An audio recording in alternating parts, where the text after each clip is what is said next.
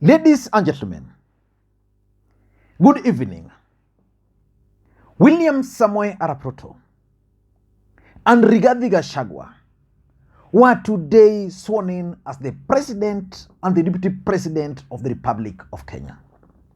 Whether you like it or not, William Ruto is your new President beginning today.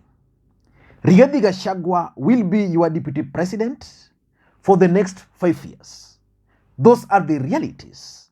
And I want to take this opportunity to congratulate the two gentlemen for putting up a good fight. Nobody would have imagined that Rigathi Gachagua would make it to be the Deputy President of the Republic of Kenya. I am 100% sure that when Rigathi Gachagua decided to contest as a member of parliament for Madeira in 2017, he never imagined that one day he will be the Deputy President of the Republic of Kenya. But who is God? And during that swearing-in ceremony, there are a few things which I noted, and I want to share them. First of all, the speech by Rigathi Gachagua, to me, was not presidential. But the speech by William Samoei Arap Ruto was presidential. Before we get into all those, just a few things I observed.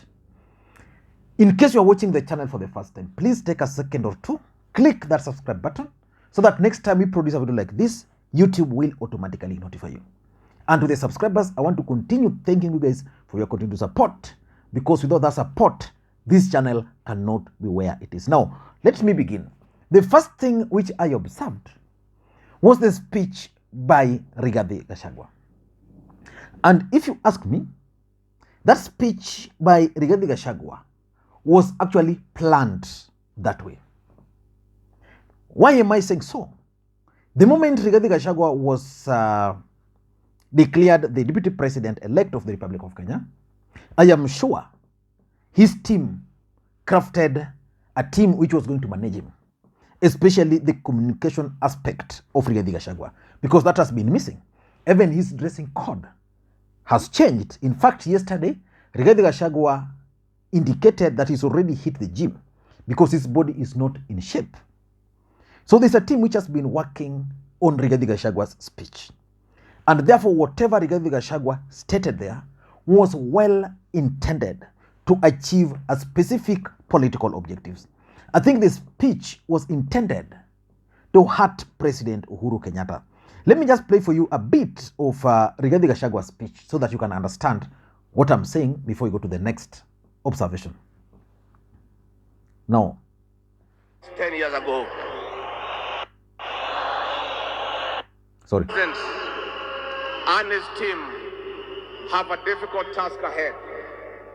The truth of the matter is that we have inherited a dilapidated economy that is facing almost an economic shutdown.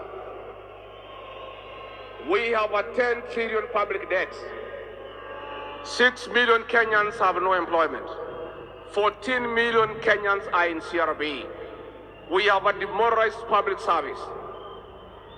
It is your prayers that will help our president to put up a team and start work from day one to liberate this country economically and put it back to where President Mwai Kibaki left us 10 years ago. Now, I wanted you to get that. Rigathi Gachagua wants to take Kenya to where Kibaki left it 10 years ago. Remember, Uhuru Kenyatta became the President of the Republic of Kenya in 2013, and together with William Ruto, they worked harmoniously until 2017. And during that period, we were told how Uhuru government and Ruto government performed well. In fact, if you listen to William Ruto and his team during their campaigns, it was like the economy of this country collapsed because of the handshake. So it means Rigathi Gachagua and William Ruto are not going to recognize any contribution by President Uhuru Kenyatta. Let us continue a bit. Your Excellency, the President, I want to tell the people of Kenya that today is a great day. Freedom is here with us. Freedom is here with us. I want to tell the people of Kenya that finally you are free. Kenya is now a democratic country. You don't have to look back when you do something. All Kenyans are free to associate with whoever they want. It became a crime in this country to be afraid of William Ruto. It is only that it was not put in the penal code. From today, I want to tell the people of Kenya that you are finally free. I want to tell public servants, I want to tell all the people of Kenya, from now, you don't have to talk with each other through the WhatsApp for fear of being recorded and persecuted by state agencies.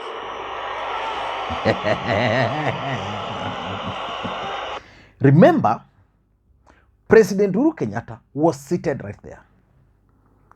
According to information which was released, other 20 head of states were also seated there, watching Rigathi Gachagua destroying President Uhuru Kenyatta's regime. So for me, it was well scripted. And Rigathi Gachagua had to put it the way he did. So that was the first thing I observed. The second thing I observed is that appointment of President Uhuru Kenyatta by William Samoei Arap Ruto as the lead negotiator for peace in DRC and Ethiopia.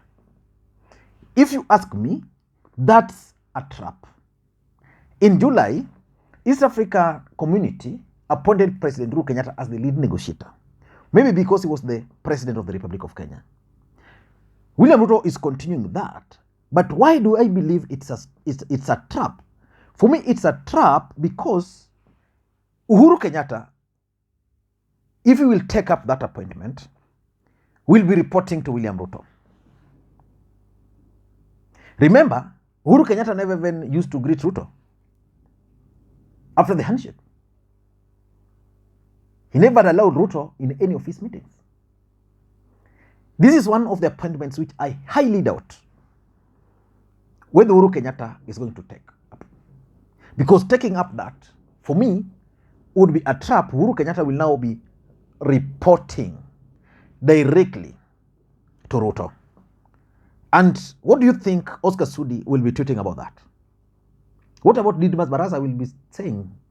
What about Rigathi Gachagua? Because in most cases, if you listen to Rigathi Gachagua's speech and William Ruto's appointment, Rigathi Gachagua doesn't have any regard for Uhuru.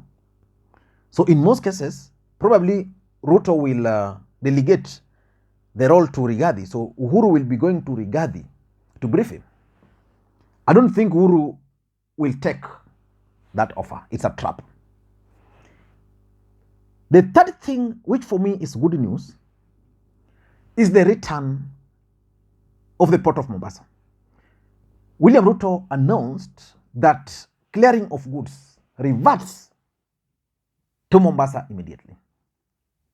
That's good because there were claims that the port of Mombasa had made so many people lose their jobs.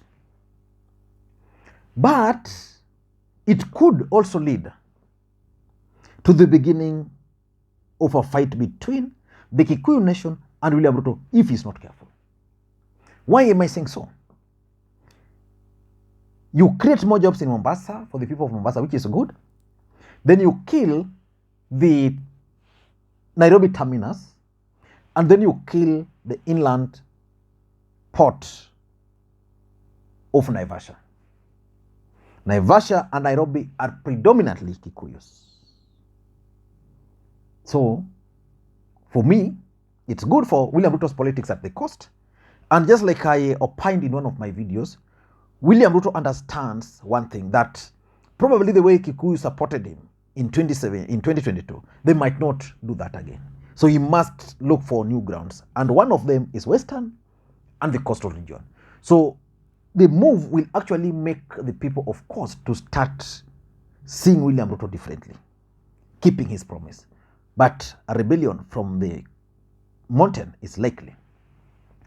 The other thing I observed, which also caught my attention, was what I can call protocol hitch. If you observed how Museveni was being treated, how the DRC president, Shekedi, they were accorded special treatment than the rest of the head of states.